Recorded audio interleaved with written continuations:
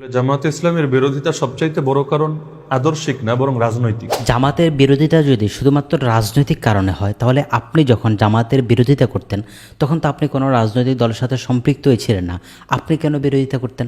আমার কাছে মনে হয় যে এখন কওমি ভাইদের যে বিরোধিতা, যারা বিরোধিতা করে, এমনকি যারা গালিগালাজও করে, আমার কাছে মনে হয় যে তারা এখলাসের সঙ্গেই করে, মানে গালিটাও এখলাসের সঙ্গেই দেয়, বিরোধিতাও এখলাসের সঙ্গেই করে। তবে পার্থক্য হলো ওই যে এতকাল পর্যন্ত তাদেরকে যা কিছু শোনানো হয়েছে আর বড় একটা অংশই ভুল বটে। সেইখানে বোঝানোর চেষ্টা করলো যে কওমি ওলামায়ে কেরাম মূলত যাচাই বাছাই করে মওদুদী সাহেব বিরোধিতা করে না, বরঞ্চ তাদের পূর্বসূরীরা লিখে গিয়েছে সেটাকে কেন্দ্র করে বক্তব্য দিতে থাকে। এখন আমার প্রশ্ন হচ্ছে, আপনিও তো বিরোধিতা করছেন, তাহলে সেগুলো কি আপনি অন্যদের বক্তব্যের উপর নির্ভর করে দিয়েছিলেন নাকি নিজে গবেষণা করে দিয়েছিলেন? আপনার একটা ভিডিও ক্লিপ আমি দেখেছি, চলেন দেখে আসি। কিতাবের নাম তারজমানুল কোরআন, সংখ্যা হলো আগস্ট 1961 ইসাই। এর মধ্যে ওই পত্রিকার মধ্যে তিনি যে ব্যাখ্যা দিয়েছেন, হামারে নজদীক, আমাদের নিকটে, মিয়ারে হক সে মুরাদ হ্যায়, মিয়ারে হক দ্বারা উদ্দেশ্য হলো, বুঝছেন মিয়ারে হক দ্বারা উদ্দেশ্য কি? কান খুলে শুনেন। ও চিজ जिससे मुताबकत रखना हक हो और जिसके खिलाफ होना बातिल हो। হক, হকের মাপকাঠি মানে কি? যার সামঞ্জস্যপূর্ণ হওয়া হক, যার বিরোধী হওয়া বাতিল। তাহলে মিয়ার হকের সংজ্ঞা পেলাম লেখকের কলম থেকেই। মিয়ার হক মানে কি? এমন জিনিস যার সঙ্গে মিললে হক, না মিললে, আবার বলেন, যার সঙ্গে মিললে, না মিললে। বা আমি কিন্তু উর্দুটাই বললাম, বাংলায় নিজের মতো অনুবাদ করলে বলবেন না অপব্যাখ্যা করেছে। আবারও শোনাচ্ছি উর্দু। हमारे नजदीक मियार हक से मुराद है वो चीज जिससे मुताबिकत रखना हक हो और जिसके खिलाफ होना बातिल हो। এখন আমাকে বলেন, সাহাবীদের সঙ্গে মিললে হক বলতে পারি কিনা?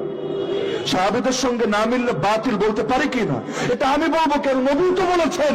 আর আমার আদর্শ আর আমার সাহাবীদের আদর্শের সাথে যারা মিলবে না, ওরা 72 দল। কোন 72 দল? যে 72 দল জাহান্নামী বলেছেন কে? আল্লাহর রাসূল। আল্লাহর রাসূল বলার পরে সেই বিষয়ে নতুন করে ফতোয়া দিতে হবে কোন দুঃখে? আরে দুনিয়ার মুফতিদের কথা ছাড়ো, আল্লাহর রাসূল যেই বিষয়ে ফতোয়া দেন ওই বিষয়ে অন্য কোন মুফতি ভিন্ন ফতোয়া দিলে ওই ফতোয়ার আমরা 2 পয়সা দামও দেই না।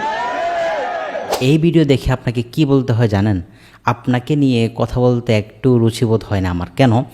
আপনি এক একবার দল পরিবর্তন করেন, রং পরিবর্তন করেন, যেই দলে গেলেন ওই দলের আদর্শটাকে এমনভাবে আঁকড়ে ধরছেন মনে হচ্ছে এটাই আপনার পূর্বসূরীদের আদর্শ।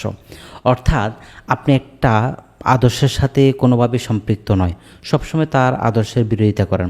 হঠাৎ করে ওই দলের সাথে রাজনৈতিক ফায়দা অর্জন করার জন্য ঢুকে গেলেন, আর সাথে সাথে ওই দলের সকল আকিদার ঝান্ডাবাহী আপনি হয়ে গেলেন, আকিদার ধারণ বাহক এবং কি প্রচারক হয়ে গেলেন আপনি। এটা কিভাবে সম্ভব ভাই? আপনি জামাত ইসলামে ঢুকলেন, প্রবেশ করলেন, ওকে ভেরি গুড, হতেই পারে আপনার রাজনৈতিক কোনো স্বার্থ থাকতে পারে, আপনাকে হয়তো মেম্বার বানাবে বা চেয়ারম্যান বানাবে বা জামাতের কোনো প্রতিষ্ঠানে পিয়নের চাকরি দিবে, এরকম প্রলোভন দেখিয়েছে হয়তো বা। তো সেগুলোর উপর নির্ভর করে আপনি হয়তো জামাতে যোগ দিয়েছেন, এটা ভেরি গুড, এটা হতেই পারে, আমি এখানে দোষের কিছু দেখি না। কিন্তু জামাতে প্রবেশ করার সাথে সাথে জামাতের সব আকিদা শুদ্ধ হয়ে গেল কিভাবে? মানে আপনি যতদিন জামাতে প্রবেশ করেন নাই, জামাত ইসলামের সাথে সাংগঠনিকভাবে আপনার কোনো সম্পৃক্ততা ছিল না, ততদিন জামাতের অনেক বদ আকিদা ছিল। কিন্তু যেই দিন থেকে আপনি জামাতে প্রবেশ করলেন সেই দিন থেকে জামাতের সব আকিদা ধুয়ে মুছে সাফ এবং সবগুলো সঠিক বিশুদ্ধ। এটা কিভাবে হয়? এটা কি আপনার? আচ্ছা আমি একটা কথা বলি ভাই, আপনি যখন জামাতে বিরোধিতা করছেন, আপনার ভিডিওটাও দেখালাম এখানে, আপনি বিরোধিতা করছেন খুব জোরালোভাবে, তখন যে বিরোধিতা করছেন সেটার জন্য ক্ষমা চেয়েছেন। আপনার এখনকার বক্তব্য অনুযায়ী তখন তো আপনি ভুল ছিলেন এবং জামাতের ব্যাপারে আপনিও মিথ্যাচার করছেন এবং আপনি নিজে পড়াশোনা করেন নাই, অযোগ্যতা জাহিলে মোরাক্কাব হওয়ার কারণে অন্যের কিতাবাদি পড়ে আপনি জামাতের বিরোধিতা করছেন। এখন আপনি ক্ষমা চাইছেন এটার জন্য? চান নাই তো, চাইবেনও না। আপনি তখন আপনার যেই বাটপারি, অর্থাৎ তখন আপনি জামায়াতের বিরোধিতাকে দিন প্রচার মনে করছেন, এখন রাজনৈতিক স্বার্থে গদি পাওয়ার লোভে, পদ পাওয়ার লোভে হয়তো মেম্বার চেয়ারম্যানিতে হয়তো নির্বাচন করবেন সামনে ভবিষ্যতে, অথবা জামাতের কোনো প্রতিষ্ঠানের ফিয়ানো হতে পারেন, এরকম একটা পদপদে পাওয়ার লোভে আপনি এখন জামাতে যোগদান করলেন এবং জোরালো জামাত হয়ে গেলেন। মানে সবচেয়ে বড় জামাত আপনি, এরকমটা বোঝানোর চেষ্টা করছে। তা আবুল আল্লাহ মওদুদী সাহেব আর কী জামাত করতো? সবচেয়ে বড় জামাতই হচ্ছে আলী হাসান ওসামা ভাই। এই জন্য আলী হাসান ওসামা ভাইকে আমরা ধন্যবাদ জানাবো। অবশ্যই দর্শক আপনারা আপনাদের মন্তব্য কমেন্ট বক্সে লিখে যাবেন। ভালো থাকবেন। আসসালামু আলাইকুম রহমতুল্লাহ।